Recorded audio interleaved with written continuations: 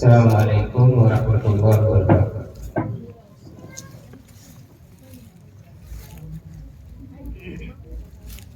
ان الحمد للہ نحمده ونستعینه ونستغفره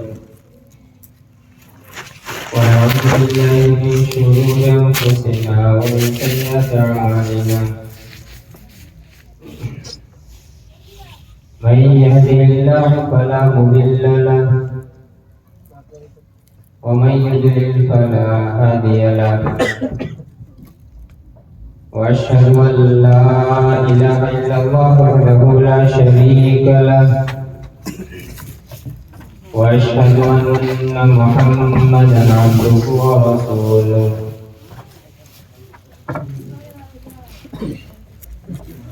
يا أيها الذين آمنوا اتقوا الله حق تقاته ولا تموتن إلا وأنتم مسلمون۔ يا أيها الناس اتقوا ربكم الذي خلقكم من نفس واحدة وخلق منها زوجها وبث منهما رجالا كثيرا ونساء، واتقوا الله الذي تساءلون به والأرحام إن الله كان عليكم رقيبا۔ يا أيها الذين آمنوا اتقوا الله وقولوا قولا سديدا يصلح لكم أعمالكم ويغفر لكم ذنوبكم، ومن يطع الله ورسوله فقد فاز فوزا عظيما۔ أما بعد، فإن خير الحديث كتاب الله، وخير الهدي هدي محمد صلى الله عليه وسلم، وشر الأمور محدثاتها، وكل محدثة بدعة، وكل بدعة ضلالة، وكل ضلالة في النار۔ أعوذ بالله السميع العليم من الشيطان الرجيم، بسم الله الرحمن الرحيم۔ أحسب الناس أن يتركوا أن يقولوا آمنا وهم لا يفتنون، ولقد فتنا الذين من قبلهم فليعلمن الله الذين صدقوا منكم وَلَيَعْلَمَنَّ الْكَاذِبِينَ۔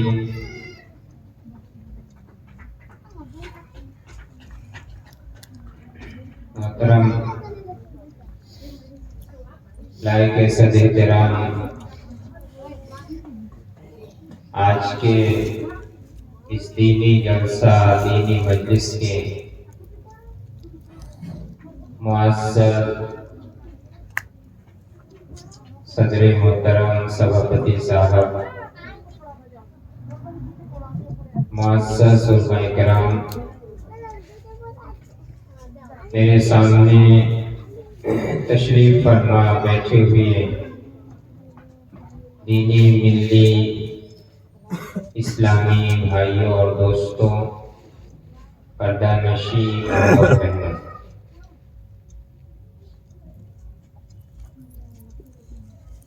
اللہ تبارک و تعالی کی مہربانی توفیق سے ہم سب آج ایک دینی مجلس میں، دینی سبھا میں موجود ہیں، جہاں قرآن و حدیث کی باتیں ہو رہی ہیں۔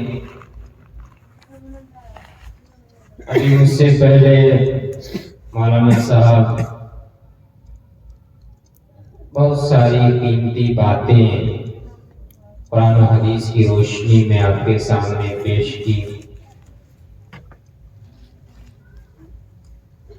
ضرورت اس بات کی ہے کہ ہم جس طرح تقریریں سنتے ہیں، علماء کرام کا بیان سنتے ہیں، اسی طرح سننے کے بعد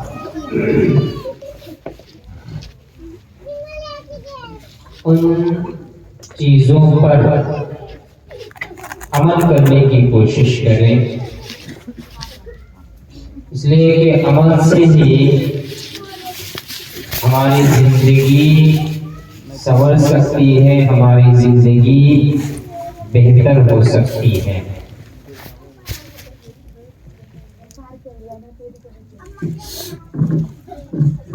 عمل کرتے ہوئے بہت ساری پریشانیوں کا، بہت ساری مشکلات کا سامنا کرنا پڑے گا۔ ہماری زندگی میں بہت ساری مصیبتیں آ سکتی ہیں۔ جب ہم نے کلمہ لا الہ الا اللہ کو اپنی زبان سے ادا کیا ہے، توحید کا اقرار کیا ہے، اللہ کی وحدانیت کو قبول کر لیا ہے، تو پھر ہم جب مسلمان ہو گئے ہیں تو ہمارے مسلمان ہونے کا امتحان لیا جائے گا، ہمارے ایمان کی آزمائش ہوگی۔ ایسے میں ہمیں ڈرنا نہیں ہے، پریشان نہیں ہونا ہے۔ اس سے پہلے بھی بڑے بڑے ظالم، بڑے بڑے انیائے اتیاچار کرنے والے شاسک اس سنسار، اس پرتھوی کے اندر آیا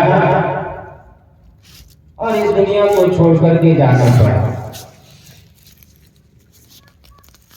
کسی کی زندگی ہمیشہ کے لیے رہنے والی زندگی نہیں ہے۔ آج جو انسان اپنی طاقت کا گھمنڈ لے کر کے گھومتے ہیں، کوئی دھن دولت کا گھمنڈ لے کر کے گھومتے ہیں، کل پرسوں پھر ان کی زندگی کو دیکھیے اللہ تعالیٰ نے کہاں سے کہاں تک پہنچا دیا۔ آج جو ہم میں سے اپنی خوبصورتی اور اپنی بیوٹی کو لے کر کے گھمنڈ کرتے ہیں، آپ بڑے بڑے سندر اور بڑی بڑی سندری کو آپ دیکھ لیجئے، جوانی کے حالت میں چکا چوند زندگی، اور ابھی ان کی حالت کیا ہے۔ کوئی بھی چیز کسی انسان کے لیے ہمیشہ کے لیے رہنے والی نہیں ہے۔ لِكُلِّ شَيْءٍ إِذَا مَا تَمَّ نُقْصَانٌ فَلَا يَغُرُّ بِالطَّيْبِ یا فَلَا يَغُرُّ بِالطِّيبِ الْعَيْشِ إِنسَانٌ۔ ابو البقاء صالح الرندی ایک بہت بڑے شاعر، انہوں نے ایک قصیدہ لکھا، اس قصیدہ کا پہلا بیت 2 مصرع لِكُلِّ شَيْءٍ إِذَا مَا تَمَّ نُقْصَانٌ فَلَا يَغُرُّ بِالطِّيبِ الْعَيْشِ إِنسَانٌ۔ ہر چیز جب مکمل ہو جاتی ہے، کمپلیٹ ہو جاتی ہے، تو پھر وہ کمزوری کی طرف، زوال کی طرف جانے لگتی ہے۔ اس لیے کسی بھی انسان کو کسی بھی چیز کو لے کر کے گھمنڈ نہیں کرنا چاہیے، اور ہمیشہ ہمیں اپنے اوقات کو یاد رکھنا ہے کہ ہم کیا ہیں۔ ہم کچھ نہیں تھے، اللہ تعالیٰ نے ہمیں پیدا کیا۔ ہم اس قابل بھی نہیں تھے کہ ہمارا ذکر کیا جائے، ہمارا بیان کیا جائے۔ عدم سے وجود میں اللہ تبارک و تعالیٰ نے ہمیں لایا، ہمارا کوئی وجود نہیں تھا، پھر اللہ تبارک و تعالیٰ نے ہمیں وجود بخشا، ہمیں بہترین سانچے ڈھانچے میں پیدا فرمایا،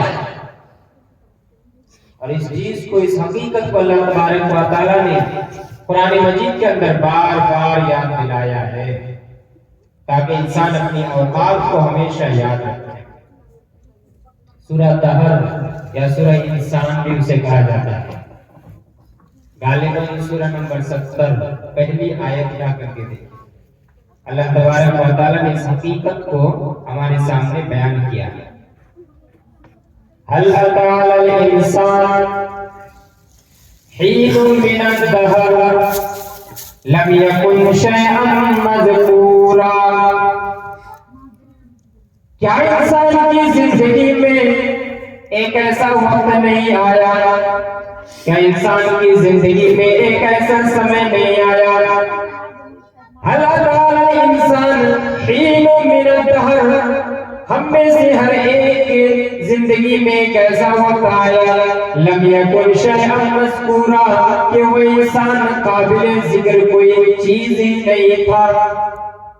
ہم میں سے کسی کا ذکر کیا جائے، کسی کا تذکرہ کیا جائے، ہمارا بیان کیا جائے، ہم اس قابل بھی نہیں تھے، پھر اللہ تبارک و تعالیٰ نے ہمیں اس دنیا کے اندر بھیجا، عدم سے ہمیں وجود بخشا۔ ہر ایک کی زندگی میں ایک ایسا وقت آیا جب ہم آپ اس دنیا کے اندر نہیں آئے تھے، ہمارا کوئی وجود نہیں تھا، ہمارا کوئی استعداد نہیں تھا، پھر اللہ تبارک و تعالیٰ نے ہمیں وجود بخشا، ہمیں انسان بنایا، خوبصورت ڈھانچے اور سانچے میں اسٹرکچر دے کر کے ہمیں اس دنیا کے اندر بھیجا۔ کیوں بھیجا؟ تاکہ ہم اللہ تبارک و تعالیٰ کی عبودیت کو قبول کر لیں، اللہ تبارک و تعالیٰ کی بندگی کو قبول کر لیں، اللہ تبارک و تعالیٰ کی عبادت کریں۔ ہم بار بار سنتے رہتے ہیں اللہ تبارک و تعالیٰ نے انسان کو پیدا کرنے کا مقصد کیا بیان کیا ہے۔ سورہ زاریات اٹھا کر کے آپ دیکھیں، وَمَا خَلَقْتُ الْجِنَّ وَالْإِنسَ إِلَّا لِيَعْبُدُونَ، ہم نے جن انسان کو صرف اور صرف اس لیے پیدا کیا ہے تاکہ وہ ہماری عبادت کریں، ہمارے سامنے ماتھا ٹیکیں۔ اس لیے انسان جب اللہ تبارک و تعالیٰ کی وحدانیت کو قبول کر لیتا ہے، مسلم بن جاتا ہے، مومن بن جاتا ہے، تو پھر اس کی ذمہ داری اور زیادہ بڑھ جاتی ہے، اور مومنوں کی ایمان کی جانچ کی جائے گی، ایمان کو پرکھا جائے گا، ایمان کی آزمائش کی جائے گی، امتحان لیا جائے گا۔ میں نے اسی تعلق سے ایک آیت آپ کے سامنے تلاوت کی ہے، سورہ قرآن مجید کے اندر سورہ عنکبوت سورہ نمبر 29 آیت نمبر 2 اور 3 کو اٹھا کر کے دیکھیں۔ اللہ تبارک و تعالیٰ نے اس چیز کو بیان کیا ہے کہ جب مومن بنے ہو، مسلمان بنے ہو، تو تمہارے ایمان کی آزمائش کی جائے گی، امتحان لیا جائے گا۔ احسب الناس ان يتركوا ان يقولوا آمنا وهم لا يفتنون، کیا لوگوں کا یہ گمان ہے، کیا لوگوں نے یہ سوچ رکھا ہے کہ صرف ہمارے اس دعویٰ کرنے کی وجہ سے کہ ہم نے ایمان لایا، ہم نے اللہ کو مان لیا، ہم نے اللہ کو الہ مان لیا، ہم نے اللہ کو رب مان لیا، کیا اس دعویٰ کرنے کی وجہ سے لوگوں کو چھوڑ دیا جائے گا؟ وَهُمْ لَا يُفْتَنُونَ، اور لوگوں کو آزمائش میں مبتلا نہیں کیا جائے گا؟ کیا لوگوں نے یہ سوچ کر رکھا ہے؟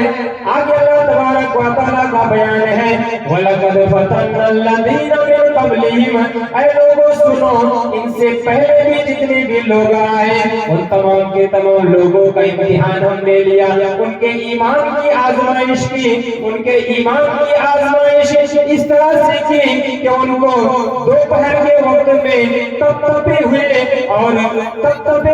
ریت میں ان کو سلا دیا جاتا ہے، ننگے بدن سلا دیا جاتا ہے، اوپر سے سینے کے اوپر ایک چٹان اور ایک گولڈن کو رکھ دیا جاتا ہے اور ان کو ایمان کو چھوڑنے کا حکم دیا جا رہا ہے، پھر بھی ان کی زبان سے ایک ہی کلمہ نکلتا ہے، اللہ احد اللہ احد اللہ احد، اللہ ایک ہے اللہ ایک ہے اللہ ایک ہے۔ ایمان کا امتحان ایسے لیا گیا کہ آری کے ذریعے سے پورا بیچوں بیچ ان کو چیر دیا جاتا ہے، پھاڑ دیا جاتا ہے، پھر بھی ان کو ایمان سے ٹس سے مس نہیں کیا جا سکتا۔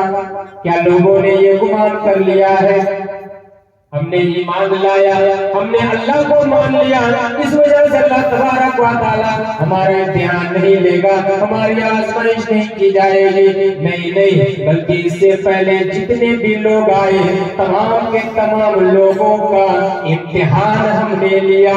اللہ تبارک و تعالی نے ان کے ایمان کو جانچا تاکہ یہ واضح ہو جائے کہ تم میں سے کون اپنے ایمان میں سچا ہے اور کون اپنے ایمان میں جھوٹا ہے۔ ہم سب ایمان کا دعویٰ کرتے ہیں، ہم سب کا یہ دعویٰ ہے کہ ہم اللہ کو ماننے والے ہیں، اللہ کا حکم کی تعمیل کرنے والے ہیں، لیکن ہم اپنے ایمان کے دعوے میں کتنے پرسنٹ سچے ہیں اور کتنے جھوٹے ہیں، اس چیز کی وضاحت، اس چیز کو واضح کرنے کے لیے اللہ تبارک و تعالی اس دنیا کے اندر ہی بہت سارے موقع پر ہمارے ایمان کا امتحان لے گا، ہمارے ایمان کی آزمائش اور طرح طرح کی مشکلات، طرح طرح کی مصیبت، پریشانیاں اس دنیا کے اندر ہمارے اوپر آئیں گی، لیکن ایک بات کا خیال، ایک بات ہمیشہ اپنے ذہن و دماغ میں ہمیں رکھنا ہے، کوئی بھی پریشانی آئے، کوئی بھی مشکلات آئے، بڑی سے بڑی پریشانی، بڑی سے بڑی مصیبت، بڑی سے بڑی مشکلات آئے، ہمیشہ ہر حال میں ہمیں یہ وشواس، ہمارے یہ توکل، ہمارے یہ ایمان ہونا چاہیے جو ہوگا وہ اللہ کی مرضی سے ہوگا۔ اللہ کی مرضی کے بغیر پیڑ کا ایک پتا بھی نہیں ہل سکتا۔ ہماری زندگی میں جو مصیبت آئے گی، جو پریشانی آئے گی، اللہ کے حکم سے آئے گی۔ اگر اللہ تعالیٰ ہماری زندگی میں ہمیں مصیبت دینا چاہتا ہے، دنیا کی پوری طاقت مل کر کے اگر ہمیں اس مصیبت سے چھٹکارا دینا چاہے تو سمبھو نہیں، اور اگر کوئی مصیبت ہماری زندگی میں ہے ہی نہیں، پوری دنیا کے لوگ پوری طاقت لگا دیں پھر بھی ہماری زندگی میں کوئی مصیبت نہیں آ سکتی۔ اب اٹھائیے سورہ توبہ کے اندر اس چیز کو واضح طور پر اللہ تبارک و تعالیٰ نے نبی صلی اللہ علیہ وسلم کے ذریعے ہمیں بتلا دیا، سکھا دیا۔ قُلْ لَن يُصِيبَنَا إِلَّا مَا كَتَبَ اللَّهُ لَنَا هُوَ مَوْلَانَا وَعَلَى اللَّهِ فَلْيَتَوَكَّلِ الْمُؤْمِنُونَ۔ اے اللہ کے نبی آپ بیان کر دیجئے، قُلْ لَن يُصِيبَنَا، اے اللہ کے نبی آپ واضح طور پر لوگوں کو بتا دیجئے، لَن يُصِيبَنَا، ہماری زندگی میں کوئی بھی مصیبت نہیں آ سکتی، ہماری زندگی میں کوئی بھی پریشانی نہیں آ سکتی، ہماری زندگی میں کوئی بھی مشکلات نہیں آ سکتی، اِلَّا مَا كَتَبَ اللَّهُ لَنَا، مگر ہماری زندگی میں وہی مصیبت آ سکتی ہے جسے اللہ تبارک و تعالیٰ نے ہماری تقدیر میں لکھ دیا ہے، ہماری تقدیر میں جس پریشانی کو لکھ دیا ہے وہ مولانا، واللہ تبارک و تعالیٰ ہمارا مولا ہے، ہمارا پروردگار ہے، ہمارا کارساز ہے، ہماری تمام کی تمام چیزوں کا انتظام کرنے والا، بندوبست کرنے والا، واللہ تبارک و تعالیٰ ہے وَعَلَى اللَّهِ فَلْيَتَوَكَّلِ الْمُؤْمِنُونَ، اس لیے مومنوں کو صرف اور صرف اس اللہ ہی کے اوپر بھروسہ رکھنا ہے۔ کوئی بھی پریشانی، کوئی بھی مصیبت ہماری زندگی میں نہیں آ سکتی اگر اللہ تعالیٰ نے نہیں لکھا ہے، اور اگر اللہ تعالیٰ نے لکھ دیا ہے تو کوئی دور بھی نہیں کر سکتا، وہ آئے گی ہماری زندگی میں۔ اس لیے گھبرانا پھر کس بات کی؟ ہماری زندگی میں طرح طرح کی مصیبتیں آ سکتی ہیں، دنیا میں نہ جانے دیکھیے کبھی اس سے پہلے کورونا آیا، پوری دنیا کو ہلا کر کے رکھ دیا، لیکن ایسے میں بھی اس طرح سے بھی کوئی بیماری وبا آ جائے اس میں بھی گھبرانا نہیں، جو کچھ ہوگا اللہ کے حکم سے ہوگا۔ ہماری اگر موت جس زمین میں جس جگہ اللہ تبارک و تعالیٰ نے طے کر دیا ہے اسی جگہ اسی سرزمین میں ہماری موت ہوگی، کوئی اس موت کو ٹال نہیں سکتا۔ آپ چاہیں بڑے سے بڑے ڈاکٹر سے مل لیجیے، بڑے سے بڑے ہاسپٹل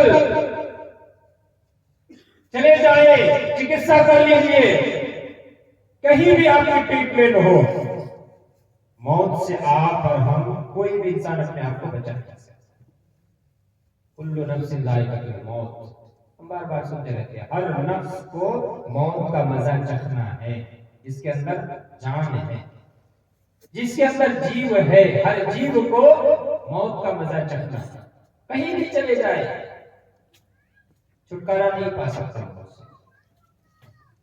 ہاں آپ کے چکتسا کیا، آپ نے ٹریٹمنٹ کیا، اللہ تعالیٰ نے حیات رکھا ہے، کچھ دن اور زیادہ بڑھ جائے گی، ہماری حیات آپ کی حیات بڑھ جائے گی، لیکن ایک دن ایسا آئے گا کہ ہمیں موت کا مزہ چکھنا ہی چکھنا۔ اب اٹھائیے سورہ جمعہ، قل ان الموت الذي تفرون منه فإنه ملاقيكم ثم تردون إلى عالم الغيب والشهادة فينبئكم بما كنتم تعملون۔ اے اللہ کے نبی آپ لوگوں سے بیان کر دیجئے، قل ان الموت الذي تفرون منه، اللہ کے نبی آپ بیان کر دیجئے اے لوگوں جس موت سے تم راہ فرار اختیار کر رہے ہو، جس موت سے تم بھاگنے کی کوشش کر رہے ہو، ان الموت الذي تفرون منه فإنه ملاقيكم، وہ موت تم سے ملاقات کر کے ہی رہے گی، وہ موت تمہاری زندگی میں آ کر ہی رہے گی۔ ثم تردون الى عالم الغیب والشہادہ، پھر جب موت آ جائے گی تمہاری روح کو نکال لیا جائے گا، جب اس دنیا کو چھوڑ دو گے اللہ تبارک و تعالیٰ کے دربار میں تم سبوں کو پیش کیا جائے گا، اللہ کے دربار میں پہنچایا جائے گا، اور اللہ تبارک و تعالیٰ فَيُنَبِّئُكُم بِمَا كُنتُمْ تَعْمَلُونَ، تم نے جو بھی عمل کیا ہے، چھوٹا سے چھوٹا گناہ کیا ہے، چھوٹی سی چھوٹی نیکی کیا ہے، اللہ تبارک و تعالیٰ ایک ایک چیز کو تمہیں بتا دے گا، ایک ایک چیز سے تمہیں باخبر کر دے گا۔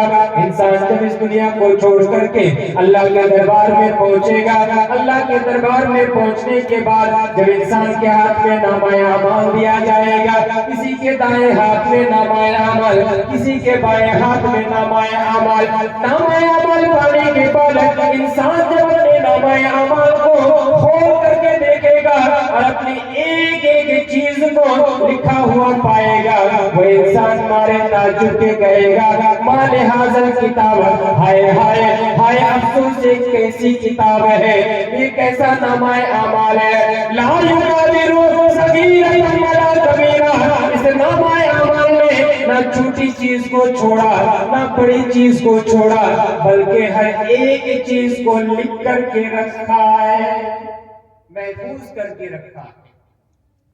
نامہ اعمال ہاتھ میں ملے گا، دیکھے گا، وہ سوچے گا کہ یہ عمل میں نے اس کو کوئی اہم عمل نہیں سمجھا تھا، اس کی کوئی اہمیت میری نظر میں نہیں تھی، یہ عمل بہت بڑا عمل نہیں تھا میری نظر میں، چاہے وہ نیکی کا کام ہو چاہے وہ گناہ کا کام ہو، لیکن اسے بھی ہم اور آپ محفوظ سرکشت لکھا ہوا ہم پائیں گے اپنے نامہ اعمال۔ اس لیے میرے بھائی اور دوستو، کوئی بھی عمل کرنے سے پہلے ہم سوچ لیں کوئی دیکھ رہا ہے یا نہیں، لیکن خالق کائنات، رب کائنات، اس پوری دنیا کا چلانے والا رب العالمین اللہ تبارک و تعالی، اس کی نظر ہمارے اوپر ہمیشہ ہے، اور اللہ تبارک و تعالی ہمیشہ دیکھ رہا ہے۔ اس لیے مومنوں کی زندگی ایسی ہونی چاہیے، ایمان کے ساتھ اپنی زندگی کو آگے بڑھائیں، اور یاد رکھیں کہ ایمان جب ہم نے لایا ہے، توحید کا اقرار کیا ہے، رب العالمین کو الہ مانا ہے، تو پھر ہمیں امتحان اور آزمائش سے گزرنا پڑے گا۔ اور یہ دنیا جب جیسے جیسے قیامت کے قریب ہوتی جا رہی ہے، ویسے ویسے فتنہ، فساد اور طرح طرح کی پریشانیاں اس دنیا کے اندر آ رہی ہے اور آتی رہے گی۔ بڑے بڑے فتنہ پیدا ہوں گے اس دنیا کے اندر، بڑے بڑے فتنہ، اتنے بڑے فتنہ کہ انسان کا ایمان بچائے رکھنا ایک انسان کے لیے بڑا مشکل اور کٹھن کام ہو جائے گا۔ ایک انسان اپنے ہاتھ کے ہتھیلی میں انگارے کو لے کر کے چلنا آسان سمجھے گا، اس بات سے کہ وہ اپنے ایمان کی حفاظت کر لے۔ ایمان کو بچانا مشکل ہو جائے گا، اپنی ہتھیلی میں آگ کے انگارے کو لے کر کے چلنا آسان ہو جائے گا۔ یہ حالت ہو جائے گی دنیا کی، اور ایسا ایسا ہو رہی ہے۔ اب دیکھیے چاروں طرف آج کل دیکھیے پڑھائی کے نام پر جو ودیالیہ اور اکیڈمی اور مشن جو کھولے جا رہے ہیں، جس میں اسلامک نام بھی دے دیا جاتا ہے، وہاں بھی دیکھیے کہ بچوں کو ڈانس کرایا جاتا ہے، گانے کے اوپر ڈانس کرتے ہیں۔ کسی کا کوئی دیوس ہوتا ہے، کوئی بھی دیوس ہو، اس دیوس پہ گانے پر اشلیل گانا ہے، اس گانے کے اوپر ایک اسٹوڈنٹ آ کر کے، فیمیل اسٹوڈنٹ آ کر کے وہ ناچتی ہے، گاتی ہے، اور سب دیوس بن کر کے بیٹھے ہیں اور یہ سمجھتے ہیں کہ ہم بڑے اساتذہ ہیں، ہم بڑے ٹیچر اور شکشک ہیں۔ کیا آپ نے اپنے اسٹوڈنٹ کو یہی شکشا دیا ہے، یہی تعلیم دی آپ نے کہ آپ ٹیچر ہو کر کے بیٹھے رہے کرسی پر، اور آپ کی اسٹوڈنٹ، آپ کی چھاتری وہ گانے کے اوپر ڈانس کرے؟ کوئی مدرسہ ہو، اسکول ہو، آج کل اسی لہر میں بہہ رہا ہے۔ ڈانس کیا جاتا ہے، ریلز بنایا جاتا ہے، یا تو کوئی ایکٹنگ کیا جاتا ہے، ایکٹنگ کے نام پر ہو اور کسی چیز کے نام پر ہو، یہ جو سب کیا جا رہا ہے میرے بھائی اور دوستو، اس کا مستقبل کیا ہے، اس کا فیوچر کیا ہے؟ ہم اپنے اسٹوڈنٹ کو کس چیز کی ٹریننگ دے رہے ہیں، ہم کیا سکھانا چاہتے ہیں؟ وہ جو ایکٹنگ یا ابھینے کر کے کسی چیز کو دکھا رہے ہیں، کیا ہمارا مقصد یہ ہے کہ ہماری یہ اسٹوڈنٹ، ہماری یہ چھاتری، ہمارے یہ چھاتر بعد میں جا کر کے ایکٹر بنے، بعد میں جا کر کے ابھینیتا بنے، ابھینیتری بنے؟ مقصد کیا ہے؟ تو پھر ہم اپنے اسکول میں یہ سب چیزیں کیوں کر رہے ہیں؟ ابھی دیکھیے سننے میں آ رہا ہے کہ اسکول میں جو ادھر ادھر کی ریلز بنا رہے ہیں، ایسے لوگوں کو ڈیجیٹل کریئٹر جو اپنے آپ کو کہتے ہیں، یوٹیوب پر ہو، فیس بک پر ہو، ایسے لوگوں کی پذیرائی ہو رہی ہے، ایسے لوگوں کی تعریف اور ایسے لوگوں کو سمان دیا جا رہا ہے، اور اسٹیج میں بلا کر کے ایسے لوگوں کی عزت کی جا رہی ہے۔ وہاں ایک استاد کو، ایک ڈاکٹر کو، ایک اچھے پروفیسر کو دعوت نہیں دی جاتی، یوٹیوبر کو دعوت دی جاتی ہے۔ فیس بک پہ جو مشہور ہو گیا ہے، ڈیجیٹل کریئٹر، اس کو دعوت دی جاتی ہے۔ پڑھائی سے جس کا کوئی تعلق نہیں، اور کہاں دعوت دی جاتی ہے آپ سوچئے؟ ودیالیہ میں، جہاں ودیا، جہاں تعلیم، جہاں ایجوکیشن ہوتی ہے، اور جو لوگ ایجوکیشن سے دور ہیں، ودیا سے دور ہیں، تعلیم سے دور ہیں، ایسے لوگوں کو بلا کر کے عزت دی جاتی ہے۔ اس کا مطلب ہم اپنے اسٹوڈنٹ کو کیا سکھانا چاہتے ہیں کہ تم لوگ بھی اسی طرح ریلس بناؤ، پڑھائی وغیرہ چھوڑ کر کے، پڑھائی وغیرہ کرنے کی کوئی ضرورت نہیں ہے۔ اس لیے میرے بھائی اور دوستو، زمانہ جتنا قیامت کے قریب ہوتا جائے گا، یہ دنیا جتنا قیامت کے قریب ہوتی جائے گی، دنیا کے اندر بڑے بڑے فتنے فساد برپا ہوں گے۔ ایسے میں ایمان کو بچائے رکھنا مشکل ہو جائے گا، لیکن اپنے ہتھیلی پہ آگ کے انگارے کو لے کر کے چلنا آسان ہو جائے گا۔ نبی صلی اللہ علیہ وسلم کی حدیث سنیے، صحیح مسلم کی حدیث ہے، بادروا بالاعمال، اے لوگوں، اے صحابہ کرام، اچھے اعمال کر لیا کرو۔ بادروا بالاعمال، اچھے اعمال کر لیا کرو۔ فقطع اللیل المظلم، وہ فتنہ اور فساد آنے سے پہلے کہ جب فتنہ اور فساد اس طرح سے نازل ہوگا، قطع اللیل المظلم، جس طرح اندھیری رات میں اگر بارش کے قطرے ٹپکیں، آپ ذرا سوچئے، سپوز کیجئے اندھیری رات ہے، کہیں بھی کوئی روشنی نہیں، کہیں بھی کوئی روشنی کا انتظام نہیں، چاروں طرف اندھیرا ہی اندھیرا ہے، ہٹا کو اندھیرا۔ ایسی رات میں اگر بارش ہو تو بارش کا قطرہ جو گرے گا، بارش کا جو قطرہ زمین پر ٹپک رہا ہے، انسان اپنی آنکھوں سے دیکھ نہیں سکتا ہے۔ ایسا بیکرام سنو، ایک ایسا وقت آئے گا کہ انسان کی زندگی میں اس دنیا کے اندر فتنے بھی ایسے دنیا کے اندر گرتے رہیں گے، فتنہ بھی نازل ہوتے رہیں گے، جس طرح اندھیرے رات میں بارش کے قطرے ٹپکتے ہیں۔ اس لیے تم لوگ اچھے اعمال کر لیا کرو۔ یصبح الرجل مومنا ویمسی کافرا، ایک آدمی صبح کے وقت مومن بن کر کے رہے گا، شام ہوتے ہوتے وہ کافر بن جائے گا۔ ایک آدمی صبح کو مومن، شام کو کافر بن جائے گا، ایک آدمی شام کو مومن بنے گا، صبح کو کافر بن جائے گا۔ ایمان کا کوئی دار و مدار نہیں ہوگا، انسان کا ایمان اتنا ڈگمگا جائے گا، انسان کا ایمان اتنا کمزور ہو جائے گا۔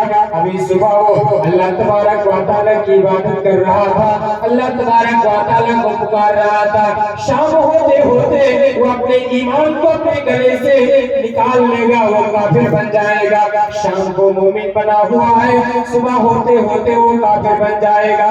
اس طرح سے دنیا کے اندر فتنہ برپے ہوں گے۔ اے لوگوں، ایسا بیکرام سنو، بادروا بالاعمال وقطع اللیل المظلم، یہ اندھیری رات میں جس طرح بارش کے قطرے ٹپکتے ہیں، اسی طرح فتنہ ٹپکنے سے پہلے اچھے اعمال کر لیا کرو، نیک اعمال کر لیا کرو، اللہ کو یاد کر لیا کرو، اللہ کو یاد کر لیا کرو۔ اس لیے کہ جب وہ فتنہ آ جائے گا تو اپنے ایمان کو بچانا، اپنے ایمان کی حفاظت کرنا بڑا مشکل کام ہو جائے گا۔ حذیفہ بن یمان رضی اللہ تعالیٰ عنہ ایک صحابی، آپ لوگوں نے سنا ہے نا، حذیفہ بن یمان، ان کو سر اصحاب رسول اللہ کہا جاتا ہے، یعنی نبی صلی اللہ علیہ وسلم کی راز کی باتوں کو یہ سب سے زیادہ جانتے تھے۔ کون؟ حذیفہ بن یمان، راز کی باتوں کو، اور قیامت کے قریب قریب جو فتنے برپا ہوں گے ان تمام کے بارے میں زیادہ سے زیادہ جانکاری حذیفہ بن یمان رضی اللہ تعالیٰ عنہ کے پاس تھی۔ وہ ایک مرتبہ اپنے شاگردوں کے سامنے، اپنے اسٹوڈنٹ کے سامنے وہ کچھ پڑھا رہے تھے، انہوں نے دو چھوٹے چھوٹے پتھر کو اٹھایا اور اٹھانے کے بعد دونوں پتھر کو اس طرح سے ملا دیا، ملانے کے بعد کہا کہ دیکھو میں نے دونوں پتھر کو ایک ساتھ ملا دیا ہے، بیچ میں کوئی سوراخ، کوئی چھدر، کوئی سوراخ دکھائی دے رہا ہے؟ تو دو پتھر کو ملائیں گے، اگر ایک دم برابر نہ ہو تو تھوڑی سی سوراخ آپ کو دیکھنے کو ملے گی، اگر پورا برابر نہ ہو، صاف شفاف نہ ہو تو تھوڑی سی سوراخ دکھائی دے گی۔ اسٹوڈنٹ نے کہا، تمام لوگوں نے کہا شیخنا ہمیں چھوٹی سی ایک سوراخ دکھائی دیتی۔ تو حذیفہ بن یمان رضی اللہ تعالیٰ عنہ نے کہا یہ جو چھوٹی سی سوراخ دیکھ رہے ہو، قیامت جب قریب ہو جائے گی، دنیا جب قیامت کے قریب ہوتی جائے گی، آخری مرحلے میں یہ جو چھوٹی سی سوراخ دیکھ رہے ہو، یہ سوراخ کو سمجھ لو کہ یہ سنتیں ہیں، سنت نبی صلی اللہ علیہ وسلم کی جو سنتیں ہیں۔ اور یہ جو دونوں پتھر کو میں نے لیا ہے، یہ دونوں پتھر کیا ہے؟ بدعتیں ہیں، خرافات ہیں، پریشانیاں ہیں، مصیبت ہے، مشکلات ہے۔ چھوٹی سی سوراخ جو دکھائی دے رہی ہے، یہ سنتوں کی مثال ہے، یہ حالت ہو جائے گی۔ اس سے بھی آپ اندازہ لگائیے کہ ایمان کو بچانا، سنت کے اوپر عمل کرنا، بدعتوں سے اپنے آپ کو بچانا، خرافات سے اپنے آپ کو بچانا کتنا مشکل ہو جائے۔ عمر رضی اللہ تعالیٰ عنہ مرض موت میں مبتلا ہے، ہم نے وہ واقعہ سنا ہے۔ عمر رضی اللہ تعالیٰ عنہ فجر کی نماز پڑھانے کے لیے گئے۔ ابو لولو فیروز نامی ایک غلام، مغیرہ بن شعبہ کا غلام تھا، وہ ایک خنجر لے کر کے آتا ہے۔ خنجر لے کر کے آنے کے بعد عمر رضی اللہ تعالیٰ عنہ کے اوپر حملہ کر دیتا ہے۔ میں اس واقعہ کی طرف صرف اشارہ کر رہا ہوں۔ ابو لولو فیروز نامی ایک غلام آ کر کے عمر رضی اللہ تعالیٰ عنہ کے اوپر حملہ کرتا ہے۔ اسی خنجر کے زخم کی وجہ سے عمر رضی اللہ تعالیٰ عنہ بستر میں پڑے ہوئے ہیں، اور اسی مرض میں، اسی بیماری میں ان کی موت ہو جاتی ہے۔ لیکن موت ہونے سے پہلے ایک مرتبہ وہ حذیفہ بن یمان رضی اللہ تعالیٰ عنہ کو یاد کر رہے ہیں۔ حذیفہ بن یمان کہاں ہے؟ حذیفہ بن یمان کو بلایا جاتا ہے۔ وہ جب عمر رضی اللہ تعالیٰ عنہ کے پاس آتے ہیں، ذرا غور سے سنیے میرے بھائیوں، دوستوں، ماؤں بہنوں، عمر رضی اللہ تعالیٰ عنہ، جو عمر، آپ ذرا غور کیجئے، جو عمر، جس عمر کے بارے میں نبی صلی اللہ علیہ وسلم نے کہا کہ اگر میرے بعد نبوت کا سلسلہ باقی رہتا، اگر میرے بعد نبی کا سلسلہ باقی رہتا، نبی اگر کوئی ہوتا، نبی اگر بنتا، تو یہ عمر رضی اللہ تعالیٰ عنہ نبی بنتا۔ وہ عمر، جن عمر کے بارے میں نبی صلی اللہ علیہ وسلم نے کہا کہ یہ عمر جس راستے سے گزرتے ہیں، اس راستے سے شیطان بھی نہیں گزرتا، شیطان اپنا راستہ بدل لیتا ہے۔ وہ عمر رضی اللہ تعالیٰ عنہ مرض موت میں مبتلا ہے، کیا بیان کر رہے ہیں؟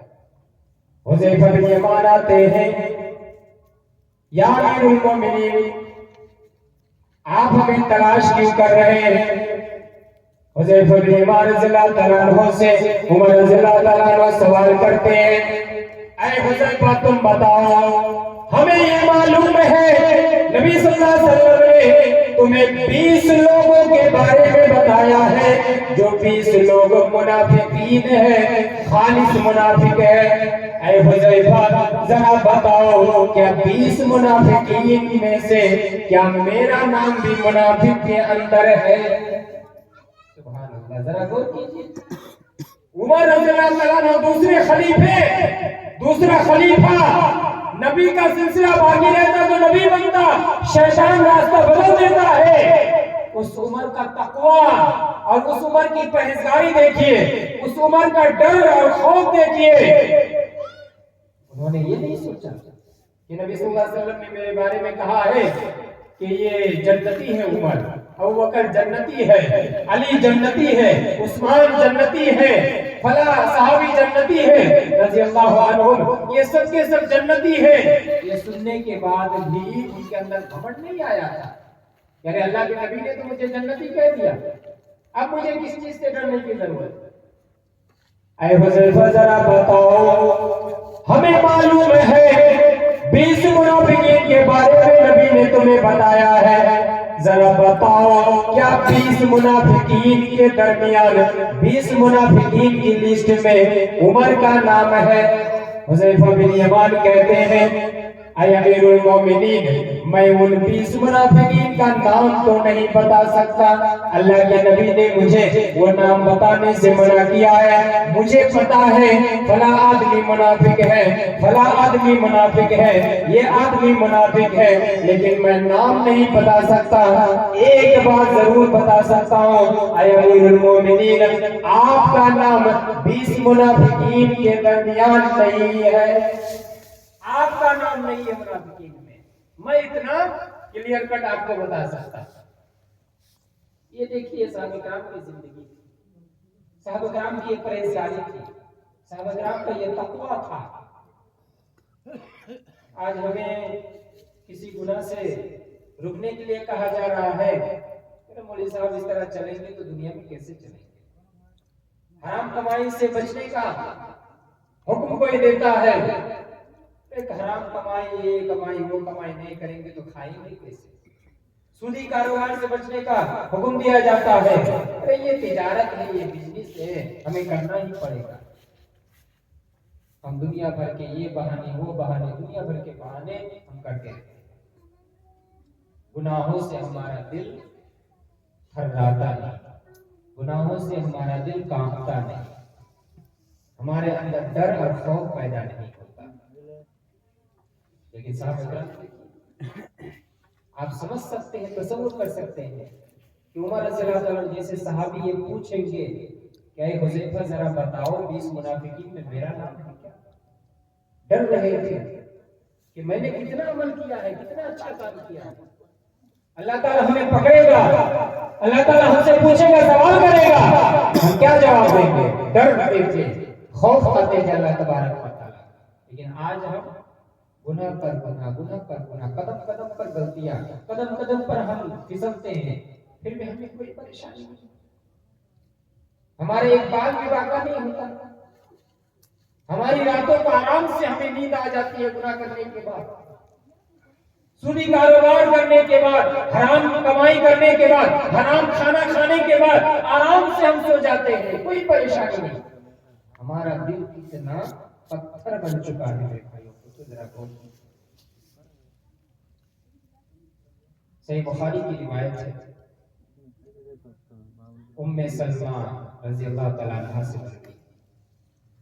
उस हदीस को देखिए, हदीस की इबारत इस तरह से, उम्मे सलमा रज़ियल्लाहु तआला अन्हा क़ालत इस्तयक़ज़ा रसूलुल्लाह सल्लल्लाहु अलैहि वसल्लम लैलतन फ़ज़अ फ़क़ाल सुब्हानल्लाह माज़ा अंज़लल्लाहु मिनल फ़ितन व माज़ा उन्ज़िला मिनल ख़ज़ाइन।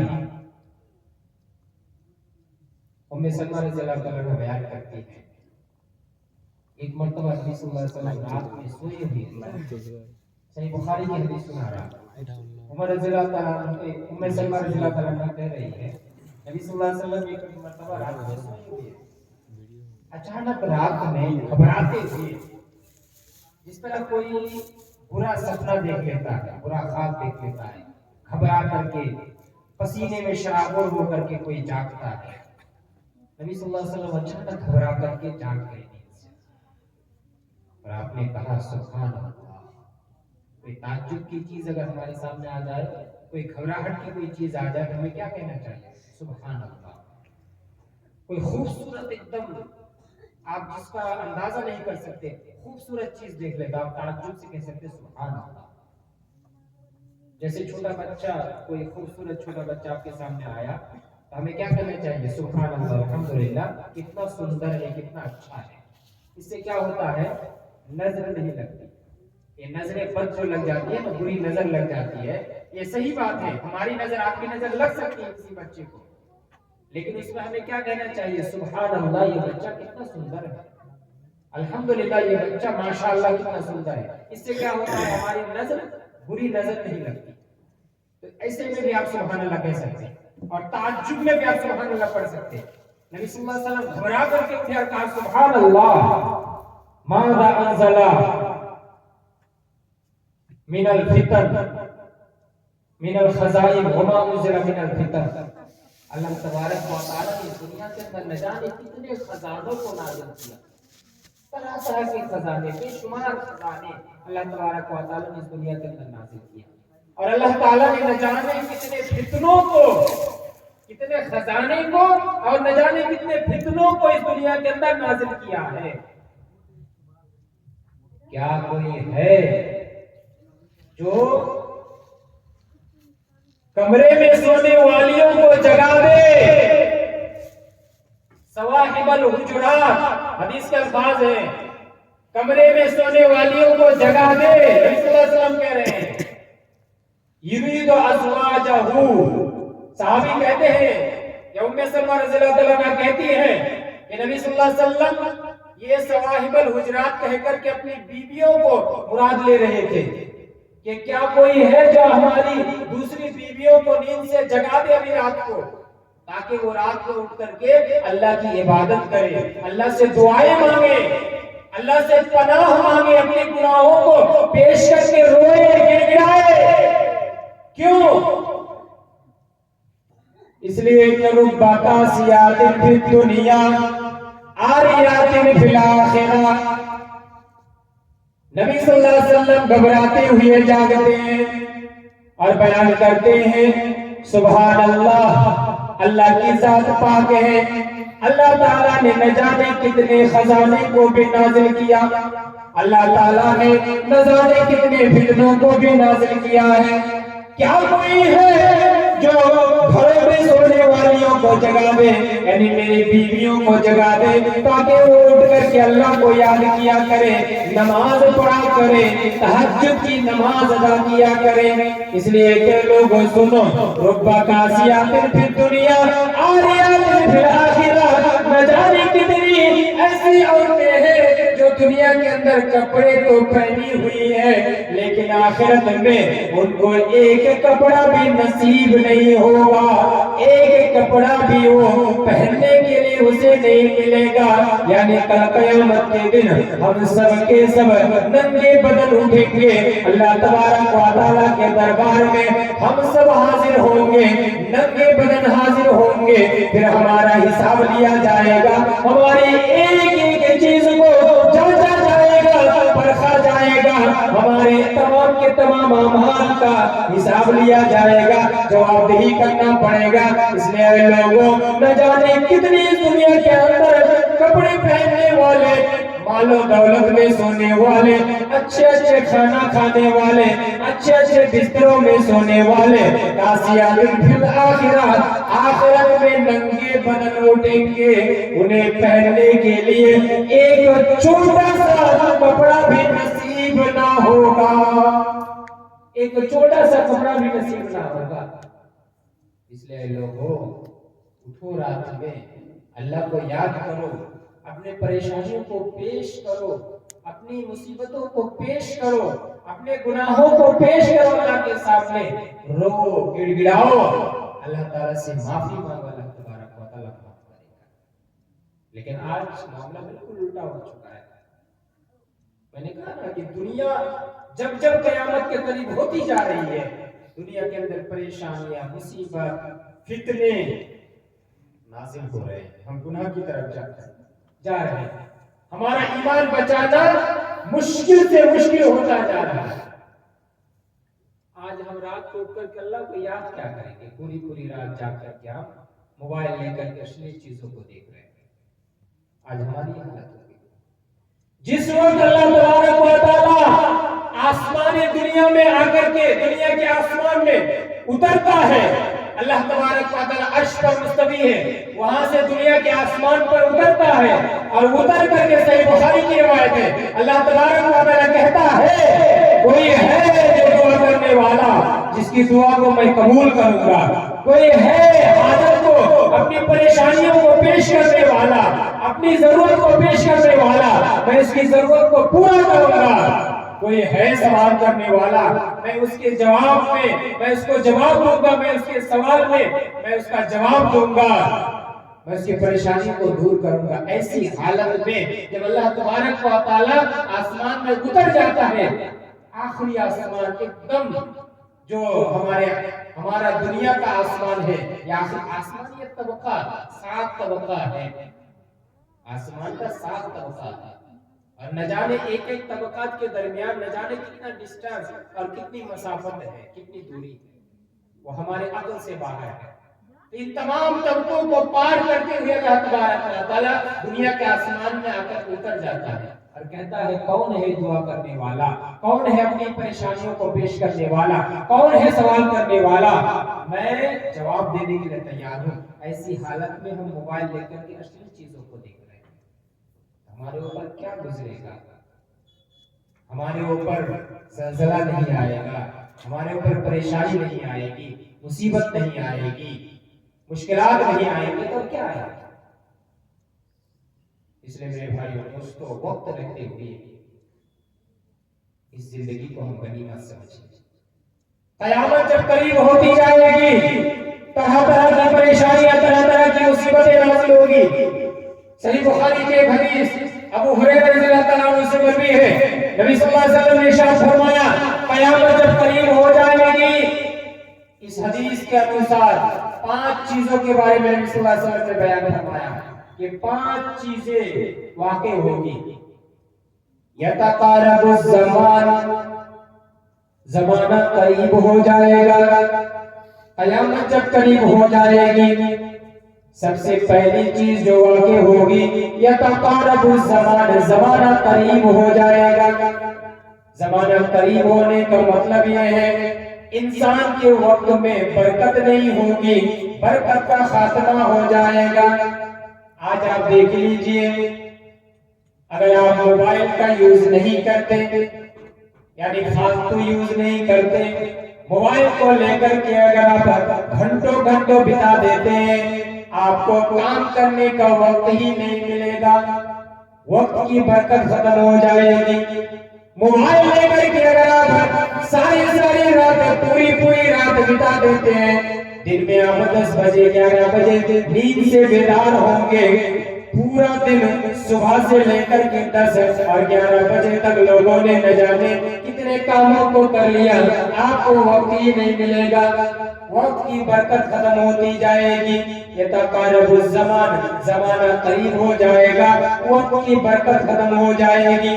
وَيَنْقُصُ الْعِلْمِ، اور نمبر 2 علم کا خاتمہ ہو جائے گا، لوگ علم سیکھنے کے لیے تیار نہیں ہوں گے، قرآن پڑھنے کے لیے تیار نہیں ہوں گے، حدیث پڑھنے کے لیے تیار نہیں ہوں گے، شریعت کو سیکھنے کے لیے تیار نہیں ہوں گے۔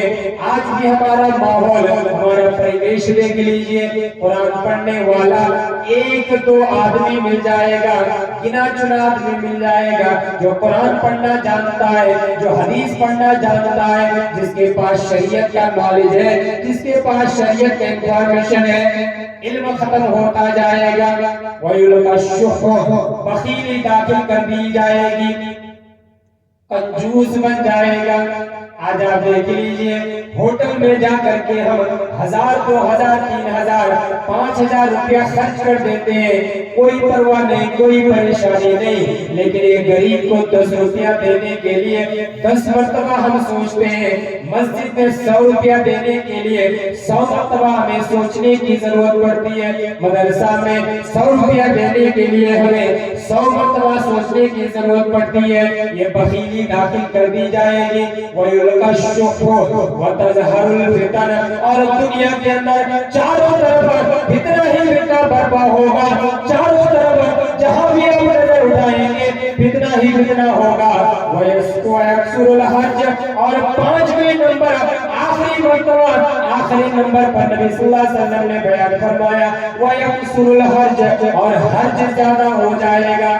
صحابہ کرام نے سوال کیا، قالوا یا رسول اللہ ایما ہوا، اے اللہ کے رسول وہ کیا ہے، حرج کا مطلب کیا ہے؟ نبی صلی اللہ علیہ وسلم نے فرمایا القتل، القتل، حرج کا مطلب ہے قتل و غارت گیری چاروں طرف چھا جائے گی۔ قتل و غارت گیری، آپ دیکھ لیجئے، باتوں باتوں میں انسان دوسرے انسان کو قتل کر دیتا ہے، تھوڑی سی کوئی چیز کو لے کر کے پریشانی ہوئی، اس کا خون بہانے کے لیے تیار ہو جاتا ہے۔ انسان ایک دوسرے کے خون کے پیاسے بنتے جا رہے ہیں۔ صبر، دھیرے، سہنشیل نام کی کوئی چیز انسان کے اندر لگ رہا ہے کوئی بچی ہوئی نہیں، یہ آہستہ آہستہ ہو رہا ہے۔ جو نبی صلی اللہ علیہ وسلم نے حدیث کے اندر جو بھوشیہ بانی کی ہے، یہ 5 چیزیں قیامت کے قریب ہوگی، اور بھی بہت ساری چیزیں، لیکن اس حدیث کے اندر نبی صلی اللہ علیہ وسلم نے ان 5 چیزوں کا بیان کیا۔ اس میں سے آخر میں نبی صلی اللہ علیہ وسلم نے کیا کہا؟ حرج، اور حرج کا مطلب کیا ہے؟ قتل، قتل چاروں طرف، بات بات پر کوئی کسی کو مرڈر کر دے گا، کسی کا جان لے لے گا، کسی کو ختم کر دے گا۔ یہ قیامت کی ایک نشانیوں میں سے، بہت ساری نشانیوں میں سے ایک نشانی ہے۔ ایسے میں اور بھی ضرورت اس بات کی ہے کہ قرآن و حدیث کی روشنی میں ہم اپنے ایمان کا جائزہ لیں، اپنے ایمان کو پرکھیں، اور ہم اپنے آپ کو گناہوں سے دور رکھنے کی کوشش کریں۔ ایسے ماحول میں جہاں چاروں طرف ادھر ادھر چاروں طرف ہم دیکھتے ہیں سودی کاروبار میں لوگ مست و مگن ہیں، لین دین میں مست و مگن، حرام کمائی میں مست و مگن ہے، حرام کمائی کر لیتا ہے اور اسی حرام کمائی سے ایک مسجد بنا دیتا ہے، اسی حرام کمائی کا روپیہ لینے کے لیے مولوی صاحب بھی چلا جاتا ہے۔ ایک مولوی صاحب ایک حرام کمائی کرنے والے کے پاس گئے، یہ سچا واقعہ میں بیان کر رہا ہوں، نام نہیں لوں گا، ورنہ بھائی لوگوں کا تو کوئی بھروسہ نہیں، کون کس راستے میں کس کو کیا کر دے۔ جان کا خطرہ تو ہر ایک کو ہے، نبی صلی اللہ علیہ وسلم کو بھی تھا، اس لیے غار ثور میں جا کر کے چھپے تھے کفار سے بچنے کے لیے، ابو بکر صدیق کے ساتھ۔ ایک حرام کمائی کرنے کے والے کے پاس ایک مولوی صاحب گیا چندہ کرنے کے لیے، وہ کہہ رہا ہے کہ مولوی صاحب حرام کا لیں گے یا حلال کا لیں گے؟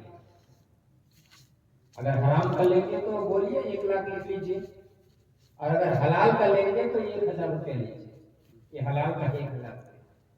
مولوی صاحب تھوڑا سا منہ گھما کے کہہ رہے ہیں وہی دے دیجیے، 1 لاکھ ہے نا وہی دے دیجیے۔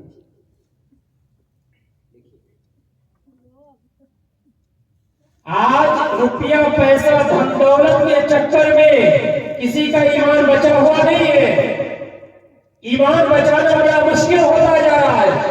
آگ کے انگارے کو اپنی ہتھیلی میں لے کر کے گھومنا آسان ہوگا، ایمان کو بچانا مشکل ہو جائے گا۔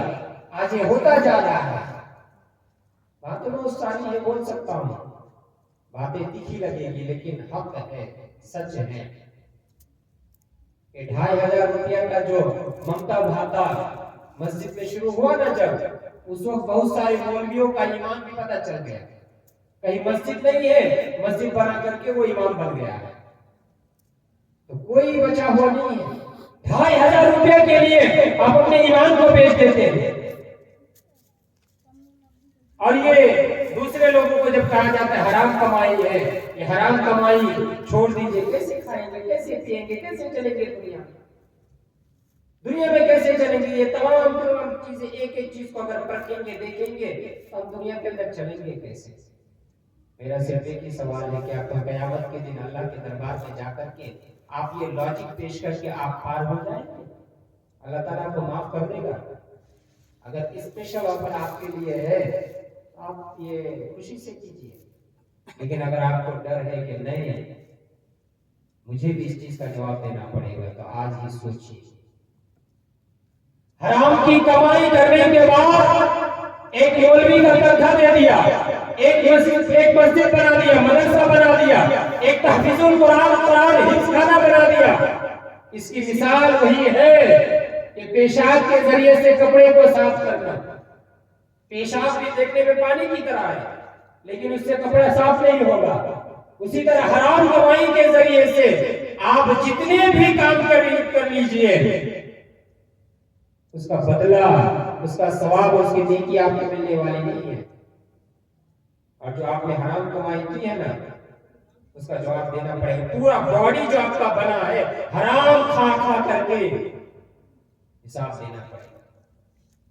1 درہم، 1 دینار، 1 روپیہ اگر حرام کمائی کا آ جائے تو ہمیں ڈرنا چاہیے۔ آپ کی پوری زندگی حرام کی کمائی میں گزر گئی، آپ کا پورا باڈی بن گیا حرام کی کمائی سے، آپ کی بیوی کا پورا باڈی حرام کی کمائی कमाई से आपने भर दिया, आपके औलाद की बॉडी को हराम की कमाई से भर दिया, आपको डर नहीं लग रहा है, आपका हाथ नहीं कांप रहा है, आपके दिल में अल्लाह का खौफ नहीं पैदा हो रहा है, दिल के अंदर एक भर्राहट और कभी पैदा नहीं हो रही है, तो फिर आप किस मुंह से और किस जुबान से ईमान का दावा करते हैं, मुसलमान होने का दावा करते हैं? कैसे आप अपने आप को मुसलमान कहते हैं? आप कहेंगे कि भाई साहब तकलीफ करना तो बड़ा आसान है, कहना बड़ा आसान है, लेकिन जिंदगी गुजारना बड़ा मुश्किल है। चारों तरफ इसी तरह चल रहा है, हम करें तो क्या करें? चारों तरफ लोग घूसखोरी में, सूदी कारोबार में और किसी चीज में लगा हुआ है, हमें भी रुपया कमाना है, हम करें तो क्या करें ऐसे में, ऐसे माहौल में? एक वाकया सुनाता हूँ, मैंने बहुत सारी जगह पर वाकया सुनाया है, लेकिन आज भी नसीहत के तौर पर आपके सामने बयान कर रहा हूँ। अल्लाह ताला कुरान मजीद के अंदर बयान करता है, वज़क्किर फ़इन्न ज़िक्रा तनफ़अुल मुमिनीन। अल्लाह के नबी आप नसीहत करते जाएं, हो सकता है एक बार में ना हो, दूसरी बार में, तीसरी बार में, बार-बार नसीहत करने की वजह से मोमिनों को नसीहत फायदा पहुंचाता है। अगर हम मोमिन हैं, हमारे अंदर ईमान है, तो नसीहत के जरिए हमारा दिल कांपेगा, कभी पैदा होगी। हम जो ये कहते हैं ना, हम चलेंगे तो कैसे चलें, करें तो हम क्या करें, कैसे हम अपने ईमान को बचाएं? एक वाकया सुनाता हूं, ये हदीस का वाकया नहीं है, मिसाल के तौर पर, फॉर एग्जांपल, मिसाल के तौर पर, उदाहरण के तौर पर मैं एक वाकया कहता हूं। एक जमाने में एक बहुत बड़ा बादशाह था। एक वाकया बयान करके मैं खत्म करूंगा, ठंडी रात है और ज्यादा रात जागना भी सही नहीं है। एक बहुत बड़ा बादशाह था, बहुत बड़ी सल्तनत पर वो हुकूमत करता था, बहुत सारा काम और बहुत सारी मसरूफियत, मशगूलियत उनकी जिंदगी में थी, वो बिजी रहते थे बहुत ज्यादा। लेकिन इन तमाम कामों के बावजूद उनकी एक वक्त की नमाज कज़ा नहीं होती। क्या मैंने कहा? कज़ा नहीं होती। नमाज छोड़ देना तो दूर की बात है, कज़ा भी नहीं होती, हमेशा वक्त पर नमाज पढ़ते थे। एक फकीर उस बादशाह के दरबार में आ पहुंचा और आकर के कहने लगा कि बादशाह साहेब, मैं आपके दरबार में आग और पानी को इकट्ठा देख रहा हूं। आग और पानी इकट्ठा रह सकता है? आग अगर है, पानी आ जाए तो आग बुझ जाएगी। वो कह रहा है कि मैं आपके दरबार में आग और पानी को इकट्ठा देख रहा हूं। बादशाह ने कहा कि आप कहना क्या चाहते हैं, जरा खोल करके बताइए, मैं समझा नहीं। कहा कि आप इतने बड़े बादशाह हैं, इतने बड़े काजी हैं, आपको इतना काम होता है, लेकिन आपकी एक वक्त की नमाज कज़ा नहीं होती, आप ये कैसे कर लेते हैं? कैसे ये संभव है? आज हम छोटी छोटी बातों में हम नमाज छोड़ देते हैं।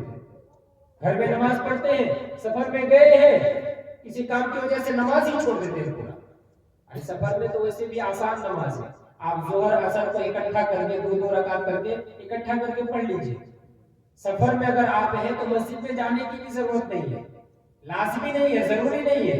आप जहां हैं, जिस रूम में है, जिस जगह है, आप वहीं वजू करके 2 रकात जोहर 2 रकात असर एक साथ पढ़ लीजिए, अलग अलग सलाम से।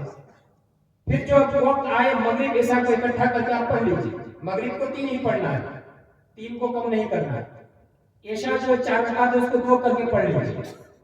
और सुन्नत तो पढ़ना ही नहीं है, इसलिए कि फर्ज को आपको 2 पढ़ना है, सुन्नत वगैरह तो पढ़ना ही नहीं। और ये सफर में इस छूट को कबूल कर लेने में ही फायदा है, और इसी में अल्लाह तबारक व तआला ज्यादा खुश होता है। आप कहेंगे कि मैं सफर में आराम से हूं तो मैं ज्यादा नमाज पढ़ूंगा, ये अल्लाह ताला को पसंद नहीं है। अल्लाह ताला जब आपको रुखसत दे रहा है तो अल्लाह ताला भी ये पसंद करता है कि मैं बंदा को रुखसत दे रहा हूं, मोहलत दे रहा हूं, छूट दे रहा हूं, तो मेरी रुखसत को वो कबूल करे।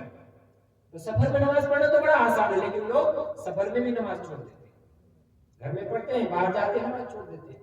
तो हमें कोई बहाना चाहिए नमाज छोड़ने के लिए। बादशाह साहब आपके दरबार में आग और पानी को इकट्ठा देख रहा है, आपकी एक वक्त की नमाज कज़ा नहीं होती, आप कैसे कर लेते हैं?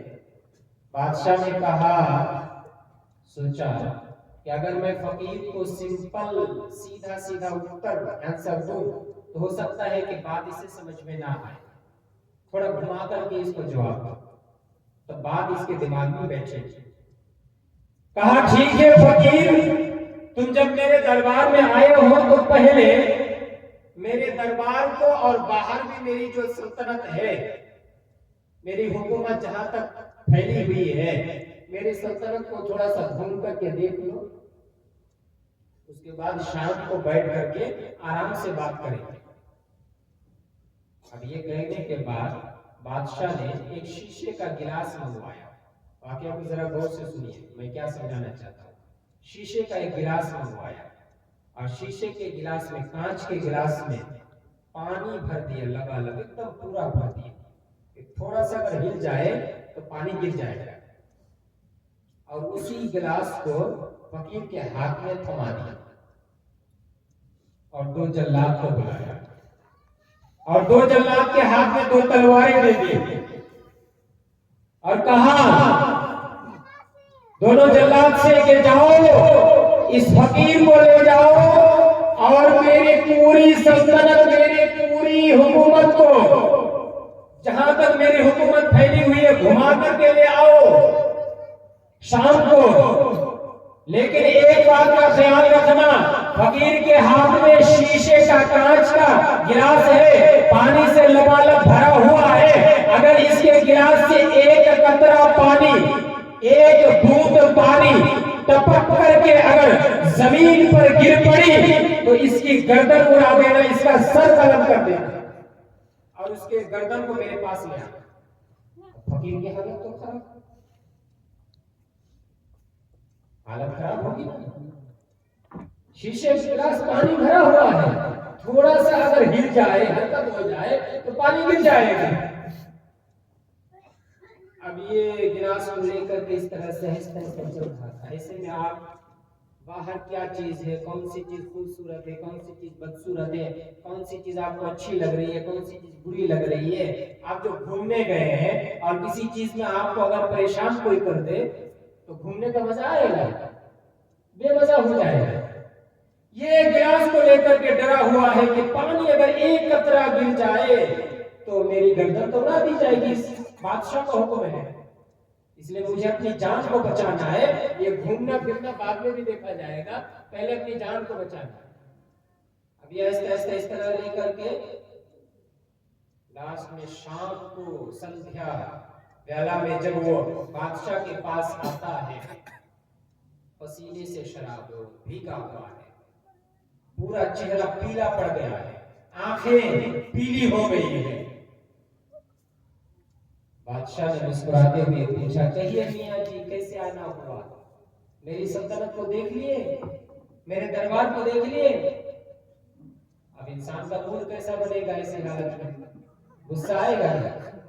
اور یہ بادشاہ مسکراتے ہوئے پوچھ رہا ہے، خود حکم دیا ہے اس کی گردن کو اڑا دینا، اور خود مسکراتے ہوئے پوچھ رہا ہے، کہیے میاں جی کیسے آنا ہوا؟ میری سلطنت کو دیکھ لیے؟ اب یہ غصہ کے مارے کہا، تیرا سر میں ناش ہو، تو برباد ہو جائے، تو نے مجھے اس لائق کہا رکھا تھا کہ میں تیرے دربار کو دیکھتا، میں تیری سلطنت کو دیکھتا۔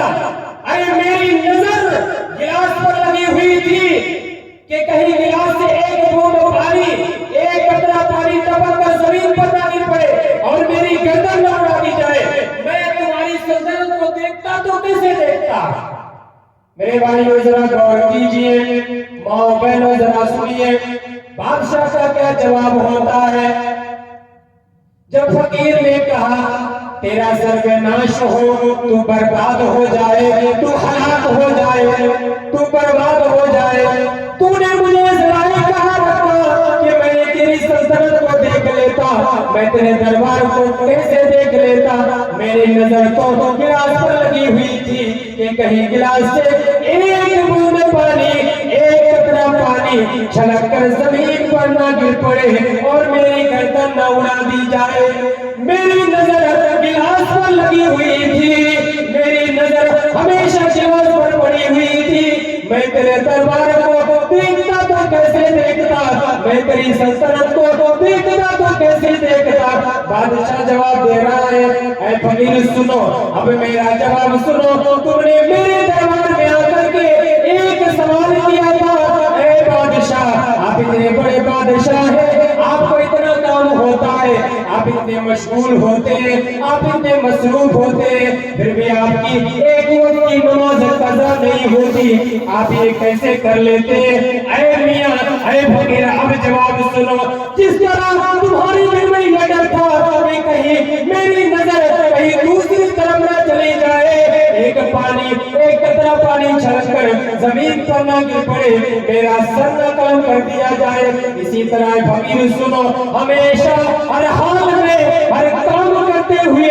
میرا دل کے اندر اللہ کا خوف ہوتا ہے اللہ کا ڈر ہوتا ہے اللہ کا تقوی ہوتا ہے میں کوئی بھی کام کرتا ہوں اللہ کو یاد کرتا ہوں کوئی بھی کام میں مشغول ہوتا ہوں اللہ کو میں بھلا نہیں دیتا اللہ کا ڈر ہوتا ہے اللہ تعالیٰ کہیں مجھے پکڑ نہ لے کہیں مجھے اس کی سزا نہ مل جائے اس لیے میرا دل ہمیشہ اللہ کے ڈر سے مغمور ہے میرا دل ہمیشہ اللہ کے ڈر سے بھرا ہوا ہے میری نماز کیسے قضا ہو سکتی ہے آج جس طرح تمہارے دل کے اندر یہ ڈر لائق ہو گیا کہ میری گردن نہ اڑا دی جائے میرا سر نہ قلم کر دیا جائے میں بعد میں بھی گھوم لوں گا میں بعد میں بھی گھومنے کا مزہ لے لوں گا پہلے اپنی جان کو بچا لو اسی طرح میں یہ سوچتا ہوں اس دنیا کی مست و مگن اس دنیا کی چیزوں میں اس دنیا کی چکا چوند چیزوں میں مجھے نہیں بننا ہے مجھے تو اپنی آخرت کو سنوارنا ہے مجھے تو اپنی آخرت کو بہتر بنانا ہے آج جس طرح تمہارے دل کے اندر ڈر تھا اسی طرح کا ڈر اگر اللہ کا ڈر پیدا ہو جائے اللہ کا خوف پیدا ہو جائے تمام کے تمام کام کرنا تمام کے تمام نیکیوں کا عمل کرنا آسان ہو جائے گا بالکل آسان ہو جائے گا جو بھی کام ہو تمہارے لیے آسان ہو جائے گا اگر اللہ کا ڈر اللہ کا خوف تمہارے دل کے اندر پیدا ہو جائے میرے دل کے اندر اللہ کا خوف ہے اللہ کا ڈر ہے اس لیے میں دنیا کی چکا چوند دنیا کی خوشنما چیزوں میں پاگل نہیں بنتا میں پاگل نہیں بنے جا رہا یہ دنیا بڑی ظالم ہے یہ دنیا بڑی ظالم ہے ہنس ہنس کے مزہ لیتی ہے لوگوں کو اپنا یار بنا کے پھانسی پہ چڑھا دیتی ہے اس دنیا کی چکا چوند میں اگر ہم پڑیں گے یہ دنیا ہمیں برباد کر کے رکھ دے گی مطلب یہ ہے کہ اس دنیا کی محبت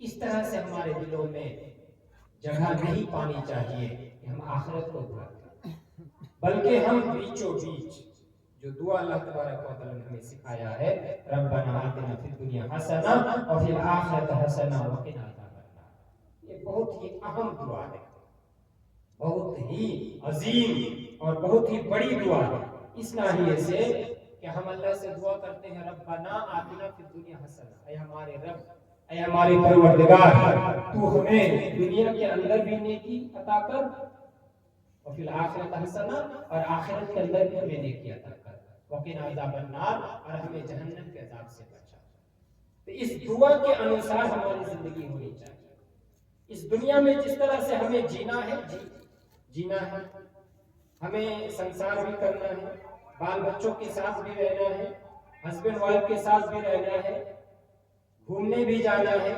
ہنسی خوشی بھی رہنا ہے اللہ کا خوف اللہ کا ڈر بھی لے کر کے گھومنا ہے تاکہ ہماری آخرت بہتر ہو جائے دنیا بھی اچھی بنے آخرت بھی اچھی بنے لیکن دنیا اگر اچھی نہ بنے آخرت اچھی بن جائے پھر بھی ہم کامیاب دنیا بھی اچھی بنے آخرت بھی اچھی بنے پھر بھی ہم کامیاب لیکن دنیا اچھی بن جائے آخرت بگڑ جائے سب ختم آخرت ہمیشہ رہنے والی ہے والآخرۃ خیر وابقا بل تؤثرون الحیاۃ الدنیا والآخرۃ خیر وابقا اے لوگوں تم لوگ دنیاوی زندگی کو ترجیح دیتے ہو دنیاوی زندگی کو اہمیت دیتے ہو لیکن سنو آخرت یہ بہتر ہے اور ہمیشہ رہنے والی زندگی کیا ہے آخرت والی زندگی اس لیے میرے بھائیو دوستو میرا بیان کا خلاصہ لب لباب ایسنس سارانش یہی ہے کہ ہم اس دنیا کے اندر آئے، عدم سے وجود میں اللہ تعالیٰ نے ہمیں بھیجا، ہم کچھ نہیں تھے، ہمارا کوئی اسतिتو تو نہیں تھا، پھر اللہ تعالیٰ نے ہمیں پیدا کیا اور ہم الحمدللہ مسلمان بنے، مومن بنے، تو پھر ہمارے ایمان کا بھی امتحان لیا جائے گا اور ہمیں ہر امتحان میں پاس ہونا ہے، ہر امتحان کو ہر امتحان کو پار کر کے گزر کر کے ہمیں آگے بڑھنا ہے، اور دنیاوی زندگی میں رہتے ہوئے پریشانیوں کا سامنا کرتے ہوئے اللہ کا ڈر اپنے دلوں میں لیتے ہوئے اللہ کا کام کرتے ہوئے اللہ کو خوش کرتے ہوئے ہم آخرت کی زندگی کو بہترین بنائیں۔ اللہ تبارک و تعالی ہمیں اس کی توفیق عطا فرمائے، آمین یا رب العالمین۔ ہم تمامی کو قرآن و حدیث کے مطابق اپنی زندگی گزارنے کی توفیق عطا فرما، آمین یا رب العالمین۔ ہم جتنے بھی ابھی ٹھنڈی رات میں، گہری رات میں، اے اللہ یہ دینی مجلس ہے، دینی مجلس میں ہم سب بیٹھے ہوئے ہیں، اے اللہ تیری رضا مندی کی خاطر، قرآن و حدیث کی باتیں سننے کی خاطر، اے اللہ تو ہماری اس مجلس کو قبول فرما لے، آمین یا رب العالمین۔ ہماری اس مجلس کی بدولت ہمارے گناہوں کا کفارہ بنا دے، آمین یا رب العالمین۔ ہماری اس مجلس میں جس نے جس طریقے سے جو بھی شرم، جو بھی پریشرم، جو بھی محنت کیا ہے، جس طریقے سے بھی ہو، اللہ تعالیٰ تو ان تمام لوگوں کی محنت کو قبول فرما لے، آمین یا رب العالمین۔ ہم تمامی کو پکا سچا پانچوں نماز پڑھنے کی، پانچوں نماز کی پابندی کرنے کی توفیق عطا فرما، آمین یا رب العالمین۔ جب تک ہم اس دنیا کے اندر رہیں، اسلام کے اوپر، ایمان کے اوپر ہم رہیں، اور ہمارا جب خاتمہ ہو، خاتمہ بالخیر ہو، ایمان کے اوپر ہمارا خاتمہ ہو، اس کی توفیق عطا فرما، آمین۔ تقبل یا رب العالمین، وآخر دعوانا الحمدللہ رب العالمین، السلام علیکم ورحمۃ اللہ وبرکاتہ۔